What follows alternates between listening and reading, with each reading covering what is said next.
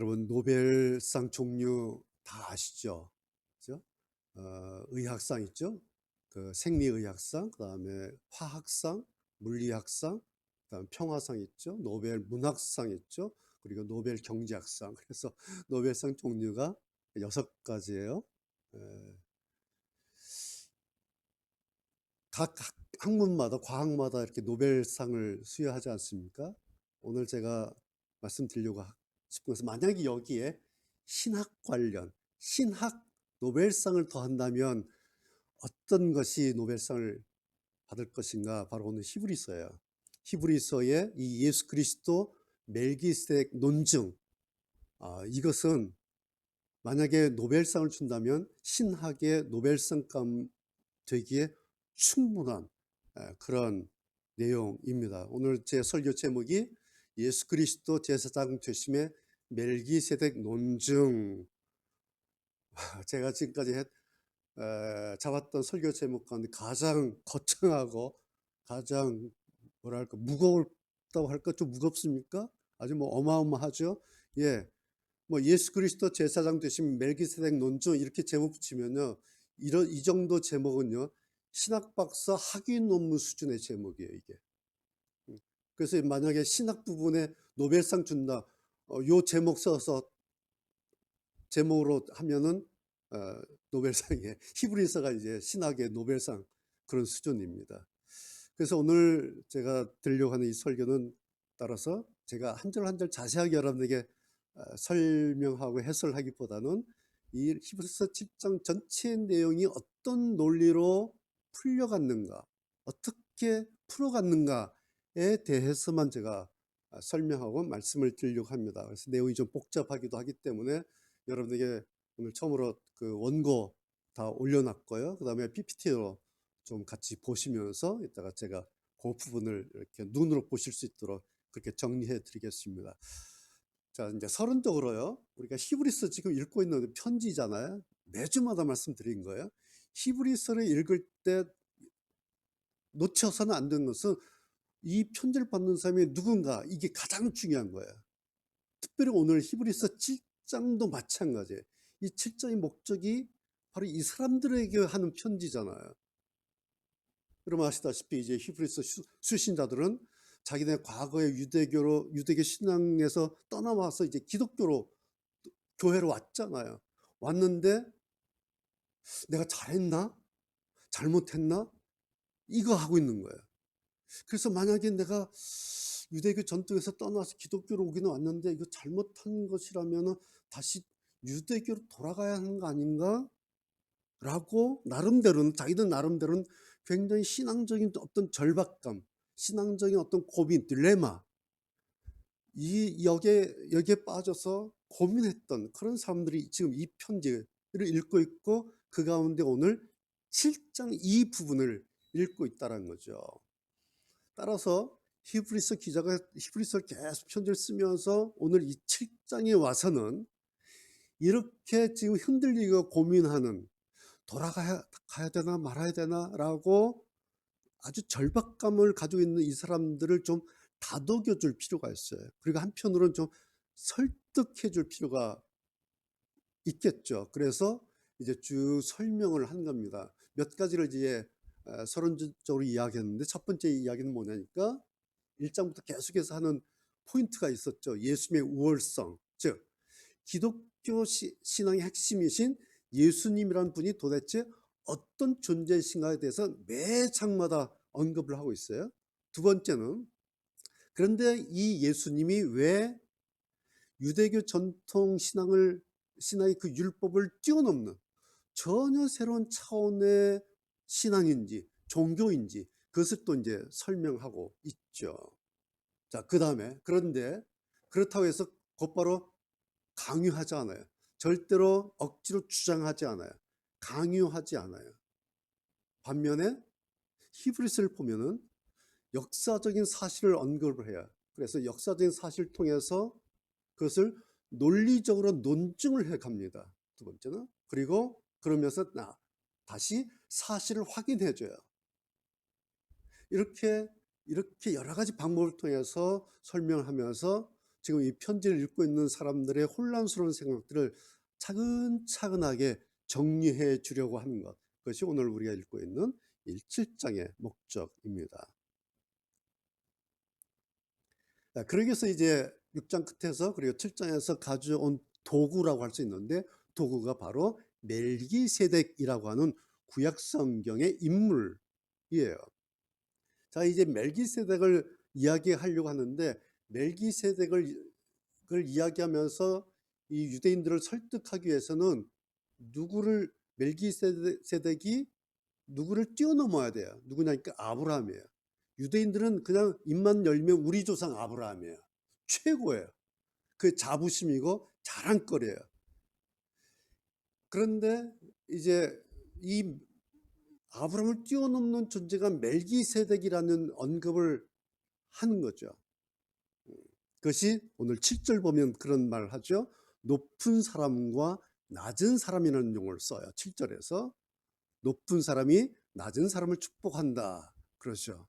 그러니까 지금 또 설명하려고 하는 멜기세덱이라고 하는 인물과 아브라함, 당신들의 자랑하는 아브라함이란 그 인물 두 사람의 서열 관계가 한 멜기세덱은 높은 사람이고, 그리고 아브라함은 그 밑에 낮은 사람이다, 이 얘기를 하는 거예요.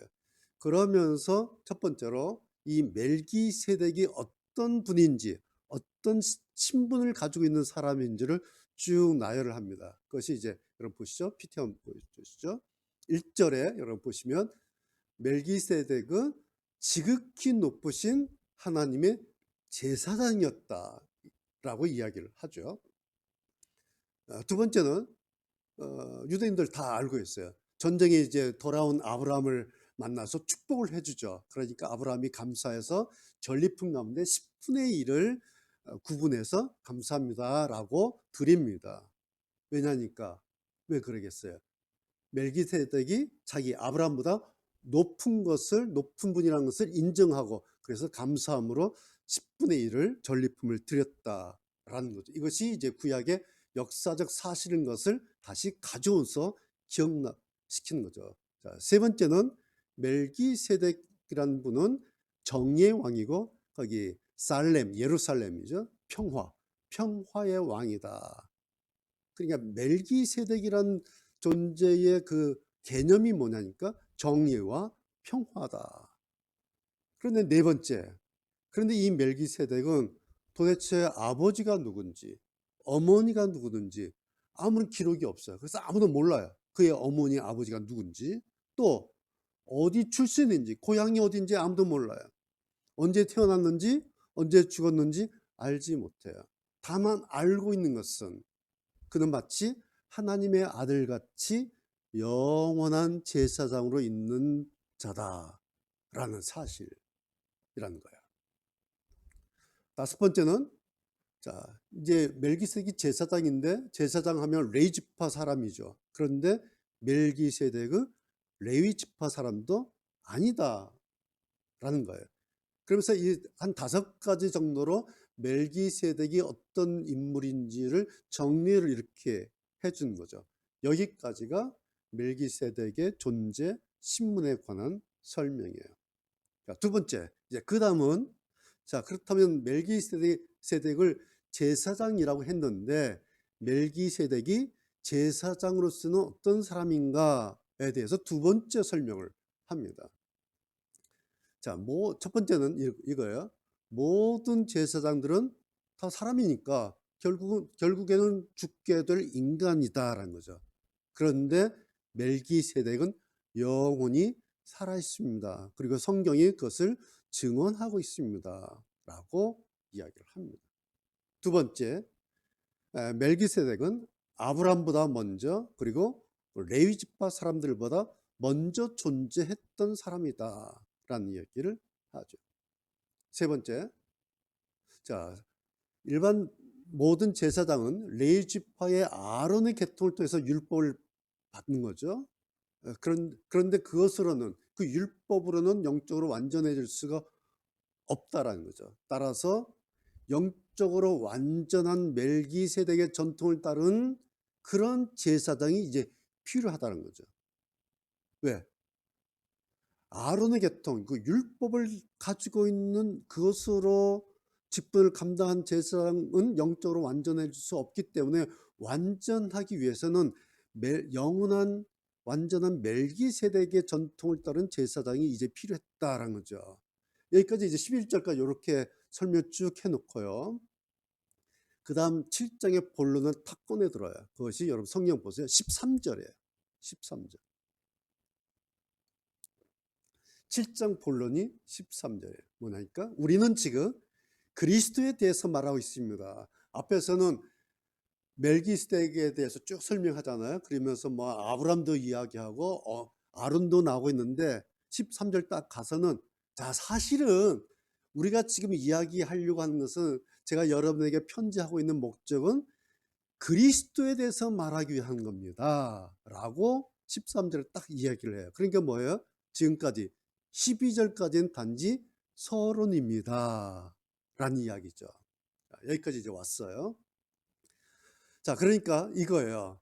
자, 이제 7장에서 예수 그리스도에 대해서 이야기를 하려고 하는데 첫 번째, 그러기 위해서 대놓고 예수님 이렇게 얘기하지 않고 예수님을 설명할 수 있는 멜기세덱이라는 존재를 가져온 거예요. 두 번째, 그런데 이 멜기세덱을 이해시키기 위해서는 자기들의 그 자랑스러운 조상 아브람 혹은 아론까지를 가져와서 그런데 뛰어넘는 분이다. 왜? 그는 위대한 하나님의 사람이기 때문에 그렇다 라면서 이런 논리를 쭉 전개하면서 13절에 그런데 사실은 지금 나는 그리스도에 대해서 말하려고 하는 것입니다 라고 이야기를 하고 있죠. 여러분, 이게 성경이에요. 성경은요, 앞뒤 없이 예수 믿고 천당 가세요 이런 게 아니에요. 네. 여러분, 길거리 가면은 뭐 그런 분들 있잖아. 예수 천당 불신지어 참 대단하다 싶으면서도 감동은 안 돼. 왠지 아세요? 성경은 그렇게 하지 않고 있어요. 성경은요, 예수 믿고 천당 가라 이렇게 하지 않아요. 성경은요, 어떤 사실을 아주 논리적으로 논증을 하고 그리고 역사적 사실을 가지고 설명을 해요. 그래서 성경의 논리라는 게 있어요. 성경의 논리라고 하는 것은 우리가 말하는 또 우리가 믿고 있는 예수님이라는 분이 도대체 어떤 분이신가를 분명히 설명을 해요. 일단은. 그리고 분명히 밝혀요. 자, 그렇다면 세 번째, 자, 이제 다 이야기해 놓고 그렇다면 당신은 어떻게 할 거야? 라고 네 번째, 정중하게 물어요. 이게 성경의 논리예요. 그래서 성경, 우리 기독교를 종교를 분류할 때는 고등 종교라 이렇게 분류를 해요. 고등 종교. 물론 불교도 고등 종교로 이렇게 분류합니다만은 뭐 샤머니즘 이런 저급한 하급 종교가 아니라 고등 종교라 그래요. 고등 종교라고 하는 것은 뭐냐니까 억지가 없어야 된다는 거예요. 그리고 그냥 개똥 철학같이 사변적이어서는 안 된다는 거예요. 그리고 논리가 빠진 그냥 추측에 의한 어떤 상상력의 산물이면 안 된다는 게 고등 종교라는 거예요. 그래서 사실 고등 종교라고 하는 것은 이런 거예요. 멋진 신앙을 해야 됩니다. 혹은 멋진 신앙이 되어야 합니다라는 일종의 주문이에요. 이 고등 종교가 종교라의 어떤 종교학적인 특징이에요. 어떤 스님이요, 한 번은 자기 사찰에 이제 기독교인 여러 이제 방문객들 오지 않겠습니까? 근데 보니까 이제 기독교인들이 이렇게 그룹이 이렇게 등산하다가 이제 왔나 봐요. 그래서 정자 밑에서 이제 자기들끼리 모여서 둘러앉아서 여기서 좀 식사 좀 하고 가도 괜찮냐고 뭐 스님께 물으니까 뭐 얼마든지 그러시라고. 그런데 한 가지는 다른 분들도 여기 오시니까 다 드신다면은 좀 뒷정리만 좀 잘 하고 그렇게 가시면 좋겠다. 얼마든지 즐겁게 드시고 가시라고. 이렇게 이제 서로 대화가 이제 왔다 갔겠죠. 그랬더니 어떤 한 사람이 스님, 예수 믿고 천당 가세요. 그러더라고요. 제가 그 다음 얘기는 더 이상 하지 않겠습니다. 자, 세 번째. 자, 그렇다면 이제 우리는 지금 그리스도를 말하고 있습니다 했는데 제사장으로서의 그리스도에 대해서 이제 본격적으로 설명합니다. 많이 있는데 보세요. 첫 번째는 멜기세덱처럼 예수님도 레위 지파가 아니다라는 이야기 처음에 해요. 네, 그렇죠? 멜기세덱도 레위 지파가 아닌데 그런데 멜기세덱은 하나님의 가장 위대한 제사장이었지 않는가라고 운을 떼는 거예요. 두 번째 17절 증언을 해요. 예수는 멜기세덱의 계통을 따른 영원한 제사장이다 라고 성경의 확증을 다시 확인시켜 줍니다. 세 번째는 앞에서 이야기했던 거 멜기세덱.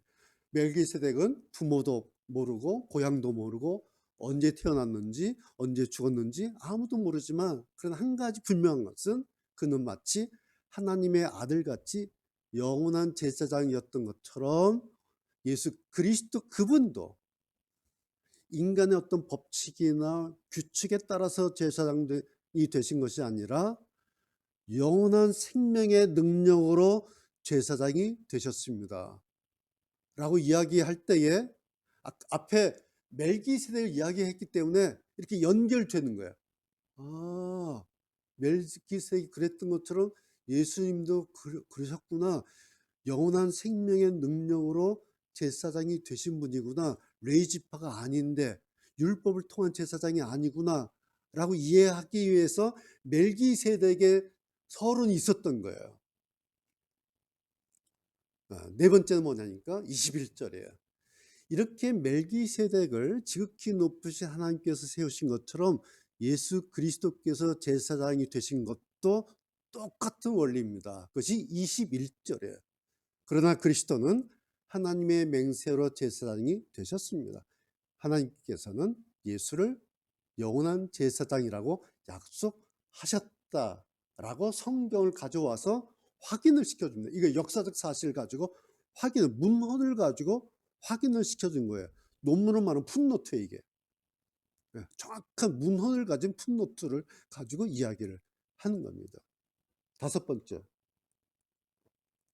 그래서 예수 그리스도는 제사장이신데 다른 아론 계통의 율법을 통한 그런 제사장과 다르다라는 거야. 어떻게? 예수님은 거룩하시고 죄가 없으시고 흠이 없고 죄인들과 구별되는 그리고 하늘보다 높은 곳에 계신 분이시다. 그래서 예수님은 제사장이시긴 하지만 일반 지금까지 제사장과는 다르다라는 이야기를 합니다. 여섯 번째. 자, 이제 점점 본론으로 들어가요. 예수 그리스도께서 대제사장이 되었다는 사실은 예수님이 제사장이시구나. 이 선에서 끝나는 거 아니라 우리에게 그 보너스로 온 게 있어요. 그건 뭐냐니까 사실은 우리에게 더 나은 소망이 되신 거다라는 거죠. 그러니까 그 전에도 우리에게 어떤 소망이 있었는데 예수님께서 대제사장이 되심으로 이것보다 더 큰 소망이 우리에게 온 것이다라는 거죠. 근데 이 소망이 어떤 역할을 하냐니까 이 소망을 통해서 19절 우리는 하나님께 가까이 나갈 수 있게 됐다라는 거예요.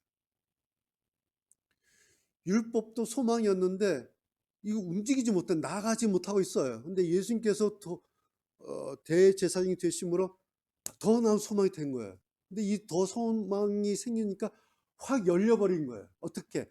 하나님께로 더 가까이 나갈 수 있는 길이 확 열려버렸다 라는 것입니다. 그것이 19절. 일곱 번째.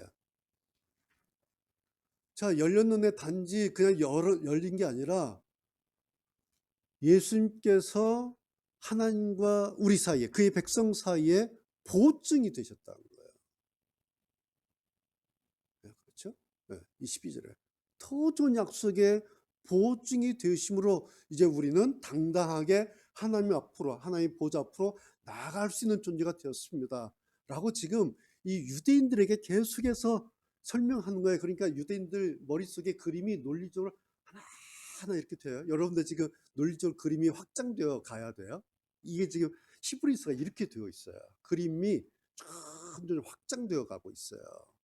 자, 율법이 요만큼 소망이 있었는데 예수님 때문에 더 나은 소망이 됐어요.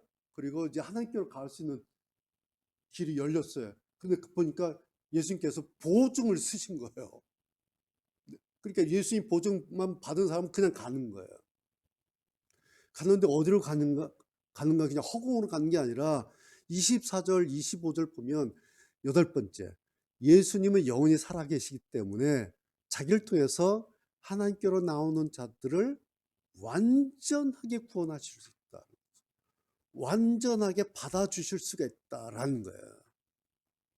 그래서 26절이 결론이에요. 예수님은 우리에게 진정으로 필요한 대제사장이십니다. 이것이 히브리서 7장의 논리예요. 그러니까 구약의 제사장 가지고는 사람으로서는 불가능한, 선에서 넘어가지 못한, 완전치 못한 그런 선이었는데 예수님께서 이 약속을 완성시키심으로 우리에게 진정으로 필요한 제사장이 되셨다라는 겁니다.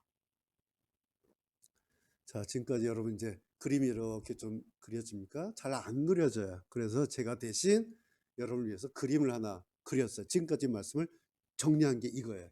제가 그린 그림, 히브리서 7장 논증을 그림 이렇게 했는데요. 자, 첫 번째 보세요. 아브라함과 아론에서 시작돼요. 근데 아브라함과 아론보다 멜기세덱이 더 커요. 더 위대하죠. 그 멜기세덱보다 예수님 더 위대하신 분이다. 이렇게 이제 상승으로 가는 것 표시입니다. 자, 아브라함과 아론이 뭐냐니까 한마디로 유대 전통이에요.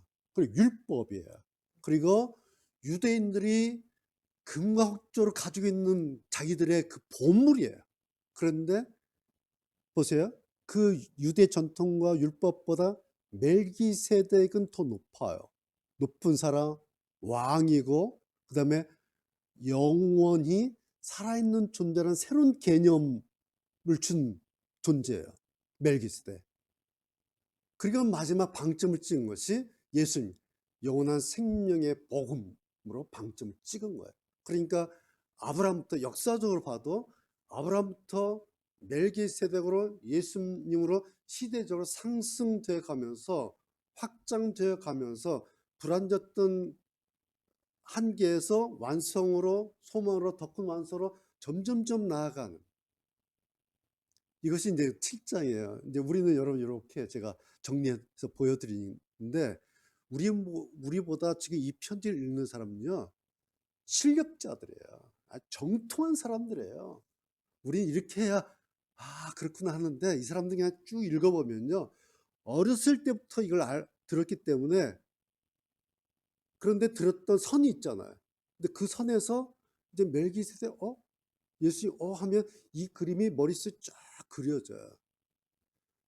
그래서 잠시 멈춰 있는 거예요. 멈춰 있는 이 사람에게 히브리스 기자가 탁 던지는 질문이 이거예요. 자, 여러분 이 그림 이제 머릿속에 보입니까? 그려지십니까? 자, 이 그림 보고 그렇다면 당신들은 이제 어디를 선택할지, 누구를 선택할지 당신들이 결정하셔. 이 얘기를 하는 거예요.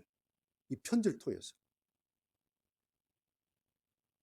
이 사람들은 지금 어떻게 하고 있어요? 막 혼란 속에 갈등하고 딜레마에 빠져서 이제 어떻게 하지? 다 돌아갈까 말까 하는데 지금 7장에서 논리적으로 쫙 풀으니까 머릿속에 그림이 쫙 그려지고 있어요. 그래서 마음속에 질문이 탁 던져오는 거예요. 자, 이 그림 다 봤는데 정리가 다 됐는데 당신이 결정해라. 갈지 말지. 이쪽으로 다시 돌아갈지 저쪽으로 갈지 편지 읽고 있는 당신이 결정하시오. 여러분 이게 뭔지 아세요? 지난주 설교예요. 이 사람들은 지금 막 혼란 가운데 막 두려워서 어떻게 하지? 어떻게 하지? 생각나는 게 딱 하나예요. 로마. 눈만 뜨면 황제. 눈만 뜨면 유대 전통. 막 동동동동 굴러요. 이게 자기들의 모든 것이었어요. 여기 없던 공간이 있었죠. 잊어먹었던 공간. 뭐였어요? 예수님 공간. 잃어버렸던. 생각지도 못했던. 이 사람들이 계산은 날마다 계산하는 거예요. 눈만 뜨면 계산해요. 로마 제국. 눈만 뜨면 계산해요. 황제. 눈만 뜨면 계산해요. 유대 전통.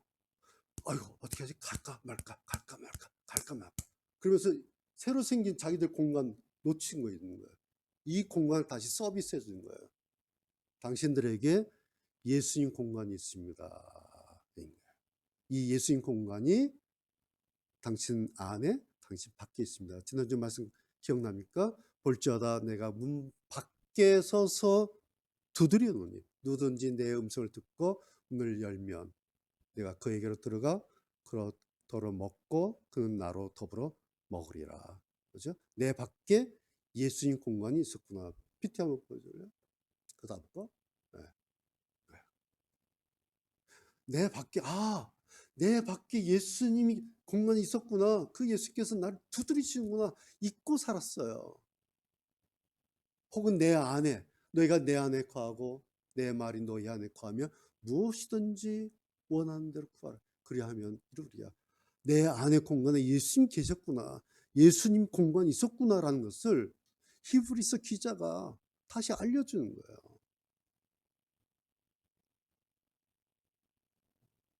네.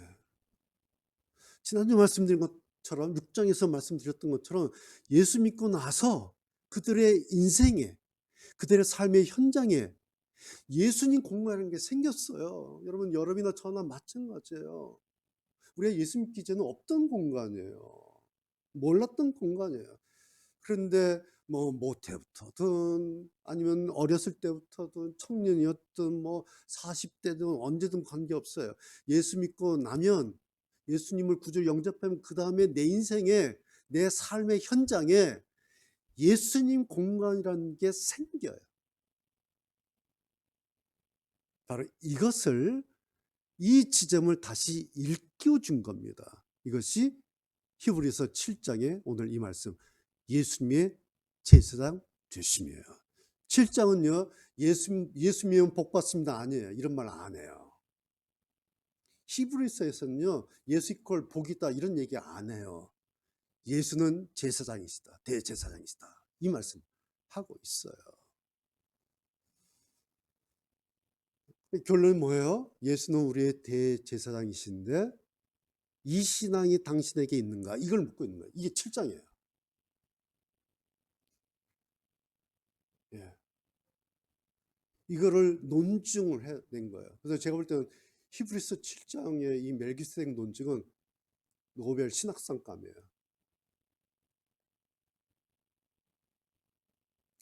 예수님이 나의 대제사장이시구나.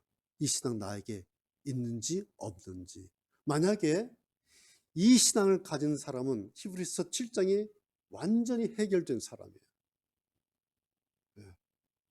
그리고 완전히 해결됐다는 건 뭐예요? 그런 사람은 노벨 신학상 수준 정도의 수준을 이미 이해한 거예요. 그리고 자기 것으로 소화해낸 사람이에요. 그러니까 이 히브리서 기자의 편지 쓰는 스타일은 막 구걸하지 않아요. 막 이렇게 논절 딱 해놓고 폼을 딱 잡아요. 얼마나 폼 나는지 몰라요. 마치 학회에 가서 막 박사학위 논문 팍 발표하고 폼을 딱 잡고 있어요. 히브리서 기자가. 그래서 속으로 회심의 미소를 지면서 뭐라 하는 줄 아세요? 그런데 어디로 간다고? 이렇게 들었는데 유대 전통 율법 동네로 다시 돌아가겠다고 하면서요. 알아서 하세요. 딱 이렇게 있는 거예요. 이게 히브리서예요.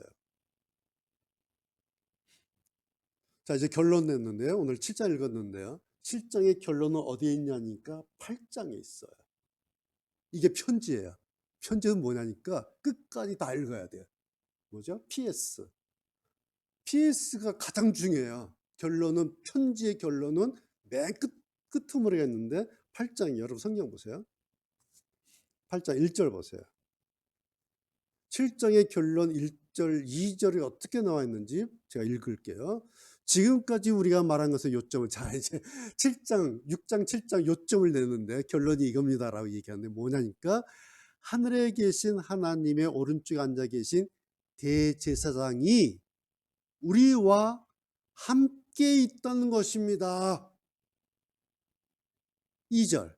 그런데 우리의 대제사장 그분은 지금 지극히 거룩한 곳인 성소에서 섬기고 계십니다. 2000년 전에 십자가에서 돌아가셨습니다. 끝났습니다가 아니라 지금 그분은 지극히 거룩한 곳인 성소에서 섬기고 있습니다. 6장에서 무슨 표현 나왔어요? 하늘 지성소 나왔잖아요. 그거 말하는 거예요. 하늘 지성소, 거기서 섬기고 계십니다. 그것은 사람이 세운 곳이 아니라 하나님께서 세우신 거룩한 장막이고 참 성막입니다. 신천지 이만희가 이걸 지가 세우겠다는 거예요. 지가 세웠다는 얘기예요. 그러니까 지가 거기 주인이라는 거예요. 이 사기를 치는 거예요. 왜? 어떻게 사기를 쳐요? 성경을 밀어놓으면 사기가 돼요. 사기 칠 수 있어요. 근데 성경을 이렇게 가져오면요, 사기 칠 수가 없어요. 왜? 선언이 여기 이렇게 돼 있어요. 대제사장 예수께서 거기서 성소를 세우고 계시고 그곳은 하나님께서 이미 완성해서 세우신 거룩한 장막이고 참 성막입니다. 이미 끝났어요. 누가 거기에 들어올 수, 이렇게 할 수 없는 것이에요. 끝난 거예요. 자, 이것이 7장의 결론이에요. 1절, 2절. 여기까지 그림이 그려져야 돼, 이제. 7장 그림까지 우리가 그렸죠? 그 다음에 결론 그림까지 이제 딱 붙어야 돼. 자, 6장에서 하늘 지성소라 말씀드렸죠. 그래서 지난주에 소망 캡슐 말씀드렸죠. 내가 소망 안에 들어있든지 그 소망을 내가 가지고 있든지 그 소망 캡슐, 우리가 가진 소망을 통해서 하늘 지성소의 커튼을 쫙 열고 그 안으로 들어가게 된다. 6장은 이렇게 표현되어 있어요. 그런데 오늘 8장 보면 결론이 뭐냐니까 들어가 보니 거기에 예수님께서 우리보다 먼저, 우리보다 앞서서 예수님께서 대제사장으로서 약속의 보증자로서 그곳에 먼저 들어가 계신다는 거죠.